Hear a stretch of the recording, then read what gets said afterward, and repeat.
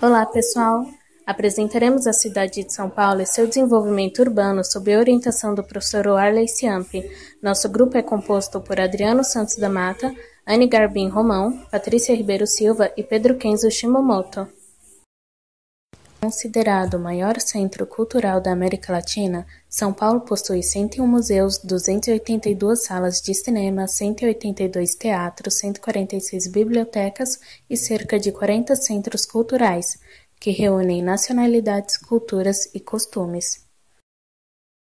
Entre os 15.000 restaurantes e 20.000 bares, há a culinária de 52 diferentes países com valores variados, além de food trucks e feirinhas gastronômicas.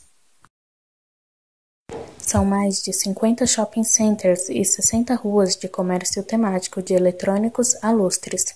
Dentre opções de compras luxuosas a populares, estão a Rua Oscar Freire, com mais de 200 lojas de renomadas grifes nacionais e internacionais, e a Rua 25 de Março, com mais de 3.000 lojas populares.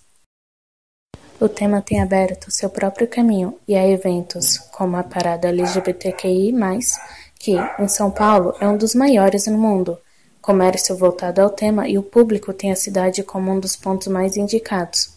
Para a cultura geek, não há só mega eventos de cinema, informática, jogos e encontros de grupos de cosplay para RPG e swordplay, como também há comércio, galerias de arte, museus interativos e bibliotecas especializadas em gibis e mangás. Animais domésticos têm permissão para viajar por transportes públicos, desde que corretamente transportados. Acompanhar seus donos em estabelecimentos e até produtos e serviços são desenvolvidos como hotéis exclusivos para os animais. Em contraparte, enquanto o centro possui supervalorização do espaço e grandes serviços, as áreas mais afastadas são desvalorizadas e recebem menos atenção, o que leva à falta de serviços apropriados. O espaço mais acessível para a maior parte da população traz superpopulação, o que leva à habitação em espaços irregulares. Os transportes sobrecarregam as regiões populares, levam poluição sonora e ao ar, serviços como saneamento básico não alcançam toda a população e faz com que haja acúmulo de resíduos próximos às áreas habitadas e em espaços inadequados ou despreparados, contaminando o solo e a água. A exclusão das massas traz dificuldades de acesso ao transporte, devido à falta de planejamento dessas áreas. Os transportes públicos são, muitas vezes, defeituosos ou incapazes de cobrir a área de maneira eficaz, pela falta deles e lotação dos transportes. O sistema é deficiente e traz prejuízos ao ambiente. Áreas habitadas irregularmente possuem maiores riscos de deslizamento, por serem próximos a um rio, em ladeiras, terrenos despreparados ou construções mal feitas. A urbanização não planejada aplicou obras urgentes que pularam para os essenciais e que fazem falta atualmente, como as calçadas de cimento que tornam o solo impermeável e os rios que são soterrados ou perdem suas curvas para obedecer aos planos de logística rodoviária. Projetos do tipo fazem São Paulo ter constantes enchentes em diversas regiões. Histórico da cidade de São Paulo. A fundação da cidade de São Paulo ocorreu durante o século XVI, época marcada pela ocupação e exploração de terras americanas, em especial feita por portugueses e castelhanos. Após a inicial ocupação litorânea na antiga Vila de São Vicente, uma das primeiras vilas, encontraram uma colina alta e plana, bem localizada, cercada por dois rios, o Tamanduateí e o Anhangabaú, onde foi fundada a Vila de São Paulo de Piratininga em 25 de janeiro de 1554. No século XVII, tornou-se capital da capitania de São Vicente e em 1711 foi elevada à categoria de cidade. Devido ao solo inadequado para cultivo de produtos para exportação e à distância do litoral, que levava ao isolamento comercial, São Paulo foi considerado irrelevante durante cerca de 300 anos, até o comércio de café se tornar um grande empreendimento no século XIX. Com isso, foi necessária a criação de caminhos de ferro que realizassem o escoamento de café e para tal foi fundada a Ferrovia São Paulo Railway por uma companhia inglesa em 1867. Seu trajeto era realizado entre Santos e Jundiaí, passando obrigatoriamente por São Paulo, gerando uma modernização radical em sua estrutura urbana. No fim do século XIX ao XX, a cidade estava totalmente transformada. O comércio foi diversificado e a área urbanizada se espraiou para atender ao rápido aumento de população, especialmente com a vinda de imigrantes. Entre eles, destacam-se italianos, portugueses, espanhóis, sírio-libaneses, japoneses e judeus. A industrialização nacional se intensificou após a Primeira Guerra Mundial, por conta da dificuldade em importações. Porém, o aumento da população e das riquezas foi acompanhado pela degradação das condições de vida dos operários, que sofriam com baixos salários, longas jornadas de trabalho e diversas doenças. Nos anos 30, o município atinge a marca de 1 milhão de habitantes e assume um perfil de metrópole industrial. Começou-se a verticalização da área central e a construção de diversos bairros industriais e operários.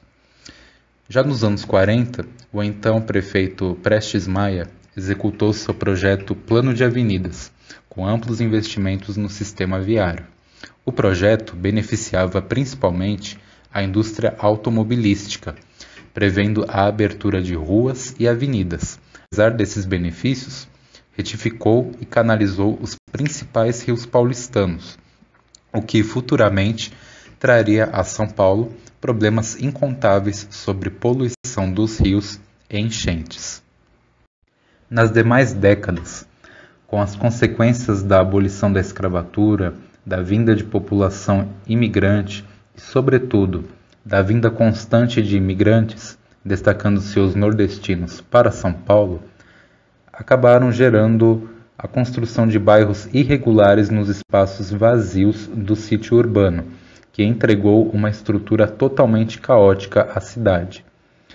Atualmente, vivem em São Paulo mais de 10 milhões de habitantes, sendo quase 1 milhão vivendo em favelas. Diariamente, trafegam quase 6 milhões de veículos na capital paulista. Infraestrutura e desenvolvimento humano. A cidade de São Paulo possui um índice de desenvolvimento humano muito alto, de 0,805, o 14º maior do estado e 28º do Brasil. No entanto, a distribuição do desenvolvimento humano na cidade não é homogênea. Distritos mais centrais, em geral, apresentam IDH superior a 0,9, enquanto diminui gradualmente à medida que se afasta, até chegar a valores de 0,7 nos limites do município. População e densidade demográfica.